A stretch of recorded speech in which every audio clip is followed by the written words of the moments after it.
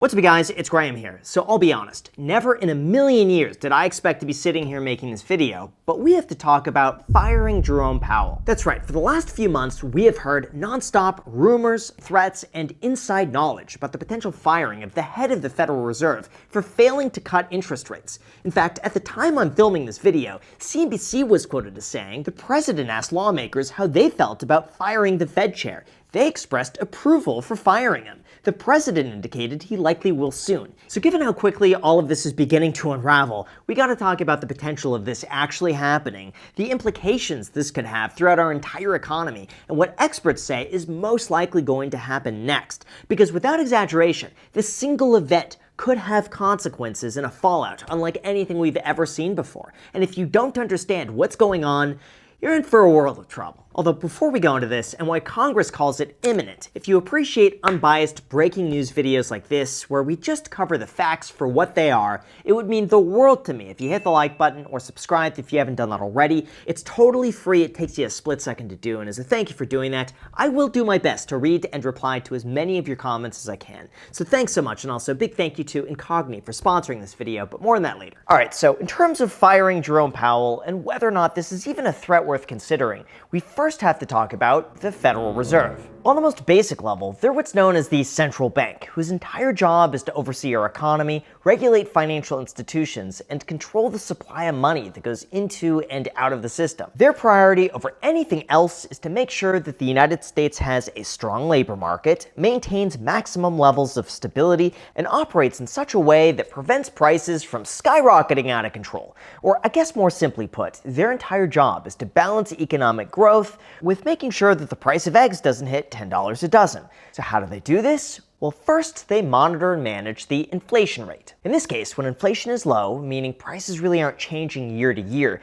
they could reduce interest rates, which makes it cheaper to borrow, and this helps boost spending and investment within the economy. But when inflation starts rising too quickly, or when borrowing starts seeming excessive, they could raise interest rates, which slows everything back down. Second, the Federal Reserve also regulates banking activity and ensures that they operate within a strict set of guidelines. And third, they'll also provide banking services and other policies to ensure that the market operates smoothly. This means if certain banks are having liquidity issues, the Fed could step in and bail them out. Essentially, the Federal Reserve is the backbone of our entire economy, and Jerome Powell is in the driver's seat behind the steering wheel, directing our economy towards hopefully long-term growth. However, what makes this so unique is that the Federal Reserve is considered an independent agency, meaning they're not at the whims of political pressure when making policy decisions. And most importantly, their decisions do not need any approval from anybody in Congress. So why all of a sudden is there all this talk about firing Jerome Powell? Well, on the simplest level, it all comes down to interest rates. As of today, we've seen the fastest tightening cycle in history, but as I'm sure you would expect, this creates a problem.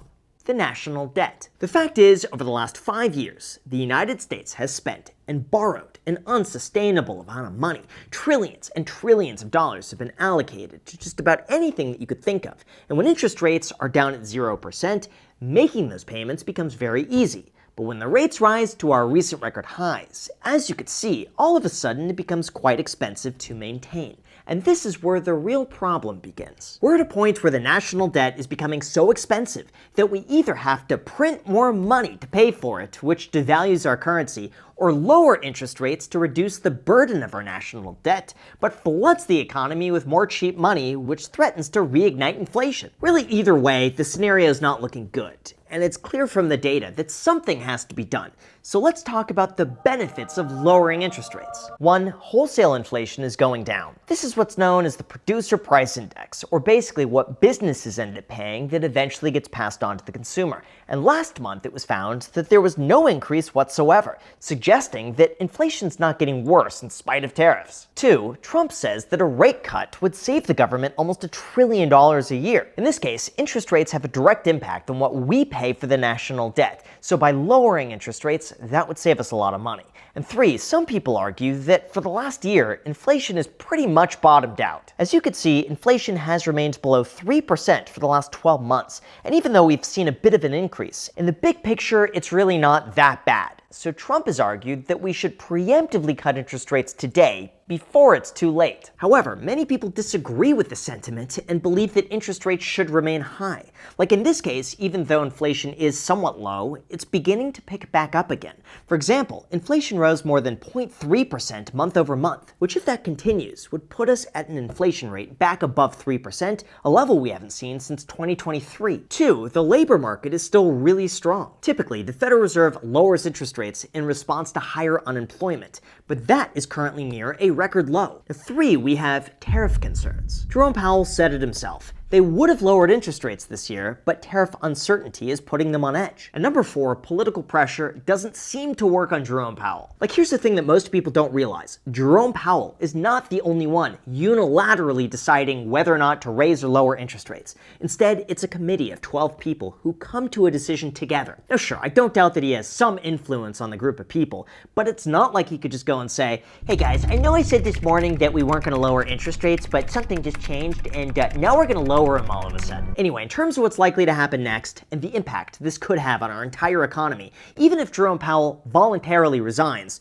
here's the part that you came for. Because honestly, it's unlike anything I've ever expected before, and you need to know how to prepare. Although before we go into that, just like it's important to hear about what's going on in the market, it's equally as important to understand how to protect your data from falling into the wrong hands. For example, I don't know about you, but for me, I've been getting a ton of scam emails and text messages about owing money or being charged with fake receipts to get me to reach out for a refund. And the crazy thing is, the only way scammers know who to target is because your personal information's floating around on the internet thanks to data brokers who collect and sell your information without you even knowing. Thankfully though, it doesn't have to be this way, because you have a right to protect your privacy and request the data brokers remove the information they have about you. And when it comes to doing this as efficiently as possible, our sponsor Incogni is there to help. They could do all the dirty work for you by reaching out to data brokers on your behalf, requesting that your personal data be removed, and then dealing with any objections that websites or data brokers might have. And since these data brokers continue collecting your information even after they've removed it, Incogni makes sure your information stays off the market by conducting repeated removal requests. All you have to do is create an account, grant them the right to work for you, and then sit back while they keep you updated every step of the way. But here's what's even cooler, and this is super relevant for the scams that I just mentioned.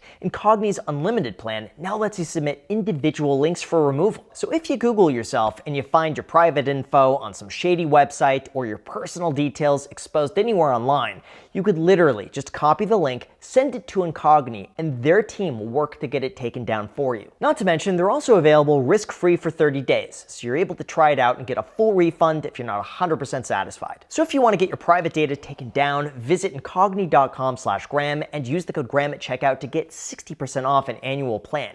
Or you could also use the link down below in the description to get started today. Thank you so much, and now let's get back to the video. Alright, so in terms of firing Jerome Powell and whether or not Trump has the authority to actually go through with it, here's where things get very interesting, because believe it or not, there are circumstances where the president can fire the Federal Reserve. See, by law, the president has the right to remove Federal Reserve board members for cause, which is generally interpreted as inefficiency, neglect of duty, or malfeasance. However, when you really get down to it, it is unclear whether or not this is the case for the chair of the Federal Reserve instead of just the board members. And in this case, that is Jerome Powell. For example, a Harvard law professor agreed that it really just comes down to how the text is interpreted. In this law, the for cause provision was specifically written for board members, and it could be argued that it may or may not apply to Jerome Powell, the chair. Now, from Powell's perspective, he's openly said that Trump is not permitted to fire him under law. And more recently, the Supreme Court said that the relationship between the president and the Federal Reserve is different from that of other independent agencies, signaling that Jerome Powell is legally protected from being removed by President Donald Trump. All of this means that legally, Donald Trump cannot fire Jerome Powell purely out of a policy dispute.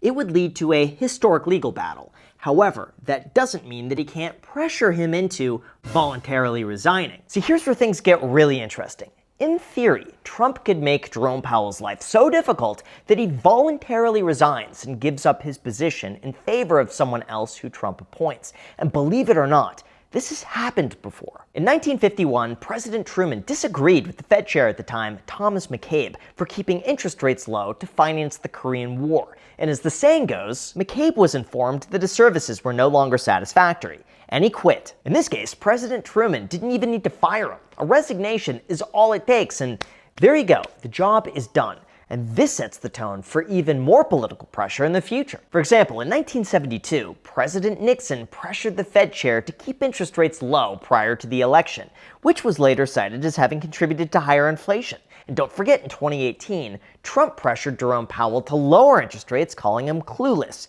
But those lower rates never came to fruition. Today, however, it's becoming clear that a different strategy is at play. Instead of firing Jerome Powell over policy disagreements, Trump's beginning to accuse him of mismanaging the U.S. Central Bank's $2.5 billion renovation project. Or as Trump says, when you spent $2.5 billion on really a renovation, I think it's really disgraceful. Later going on to say that he's never saw a Fed chair as someone who needed a palace. That's why, unless there's serious legal precedent, Trump cannot fire the head of the Federal Reserve over policy disagreements.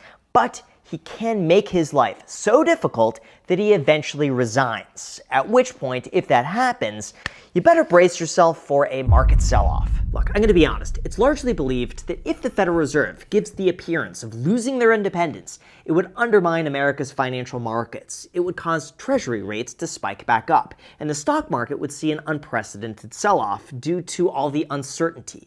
Why? Well, if the Federal Reserve is seen as becoming politicized, investors would demand a higher risk premium on U.S. Treasuries. After all, the United States Federal Reserve would no longer be seen as an independent agency, and lowering interest rates would undermine the financial stability of the markets long term. Not to mention, if there's too much easy money within the markets, some people believe that would lead to a devaluation of our currency, causing other countries to begin selling it off. On top of that, if inflation expectations rise from printing more money, chances are spending will rise right alongside with it, causing prices to potentially increase. And monetary policy will begin to decrease substantially if we see a pattern of lowering interest rates just for the sake of paying less on the national debt. Now, in the very, very short term, there is a chance that the stock market could begin to rally on the promise of lower interest rates, but long term, any price increase we see will likely be drowned out by the negative consequences that we've already discussed. So in terms of what I think is going to happen, and the probability of Jerome Powell actually resigning or being fired, here's my honest take on things. Personally, I think it's obvious that Trump is the type of person to test the waters by making a wild statement, seeing how the market reacts, and then making a decision from there. To me, it's just so apparent that he's putting a lot of pressure on Jerome Powell to lower interest rates, he's seeing how the markets rise or fall with the statements, and he's going to do what's in the short-term best interest of our economy because he probably sees that as a reflection of his time in office. For example, the markets suddenly began to fall on rumors that Trump was close to firing Jerome Powell, but as soon as he said he wasn't going to fire him, the markets went back up. This is super clear that he's seeing what the public reaction would be, and the markets have spoken. They think that firing Jerome Powell would be a bad idea. However, I don't doubt that there is the opportunity for Trump to put significant pressure on Jerome Powell to the point where he either complies and lowers interest rates or he voluntarily resigns, especially if Jerome Powell isn't ready for a legal battle over the $2.5 billion remodel. To me, I'd put the chance of him actually firing Jerome Powell at less than 1%, since, let's be real, anything can happen. Then from there, I'd give it maybe a 19% chance of him pressuring Jerome Powell enough so that he eventually complies and lowers interest rates, even though he doesn't want to. And then I'd give it about an 80% chance that nothing really happens out of the ordinary. Like, keep in mind, Jerome Powell's current term is only scheduled to run through May of 2026, so making such a big wave with less than a year to go doesn't make that much sense from an optics standpoint. I just think we'll continue to see more pressure, and it's whether or not Jerome Powell caves in. In 2018, he didn't. But yeah, if Trump is able to make his life a living hell, then we'll have to wait and see what happens. But then again, I'm just a random dude making videos in a half-converted garage, and I have no idea what on earth I'm talking about. So if you agree or disagree with me, let me know down below in the comment section, and I will do my best to read and reply to as many of you as I can. And as a huge thank you for everyone who's made it to this point in the video, here's a picture of my kitten Gigi. So thank you so much again for watching, and until next time.